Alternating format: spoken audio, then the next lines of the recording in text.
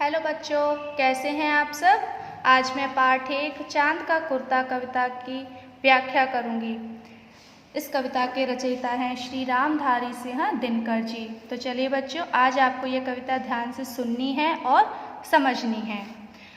चलिए शुरू करते हैं। हटकर बैठा चांद एक दिन माता से यूं बोला, सिलवा दे माँ मुझे ऊन का मोटा एक झिंगोला। चांद अपनी माँ से जिद करता है कि माँ मुझे एक मोटा ऊन का कुर्ता सिलवा दे। सन सन चलती हवा रात भर जाड़े से मरता हूँ, ठिठुर ठिठुर कर किसी तरह यात्रा पूरी करता हूँ। चांद कहता है कि माँ रात भर ठंडी ठंडी हवा चलती है और मैं ठंडी हवा में कांपते हुए अपनी यात्रा पूरी करता हूँ।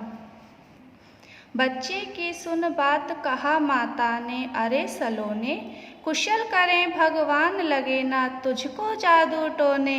बच्चों, जैसे आपकी मम्मी आपसे कहती है ना कि मेरे बच्चे को किसी की नज़र ना लगे, तो ऐसे ही चांद की माँ भी चांद से कहती है कि मेरे प्यारे बच्चे भगवान करे तुझे किसी की नज़र ना लगे।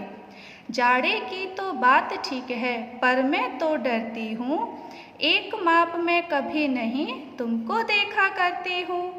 तो चांद की माँ कहती है कि जाड़े की तो बात ठीक है बेटा, लेकिन तेरा तो कभी एक आकार ही नहीं होता है। कभी एक अंगुल भर चौड़ा, कभी 1 फुट मोटा, बड़ा किसी दिन हो जाता है और किसी दिन छोटा। आपने देखा होगा कि चांद हमेशा अपना आकार बदलता रहता है। ये देखिए चांद का आकार इसमें कैसा है, इसमें कैसा है, इसमें कैसा है। तो उसकी माँ कहती है कि कभी तो तू 1 उंगली भर चौड़ा हो जाता है, कभी 1 फुट मोटा हो जाता है, किसी दिन तू बड़ा हो जाता है और किसी दिन तू छोटा हो जाता है। घटता बढ़ता रोज किसी दिन ऐसा भी करता है, नहीं किसी की आँखों को तू दिखलाई पड़ता है। माँ कहती है कि तू रोज घटता बढ़ता रहता है और तू कभी किसी को दिखाई नहीं देता। अब तो ही यह बता नाप तेरा किस रोज लिवाएं, सीधे एक झिंगोला जो हर रोज बदन में आए। अब चांद की माँ चांद से पूछती है कि बेटा तू मुझे एक बात बता, तेरा कोई एक आकार हो तो मैं तेरा झिंगोला सिलवा दूँ। अब कैसे तेरा कुर्ता सिलवाऊँ, तेरा तो रोज एक ना एक आकार बदलता रहता है।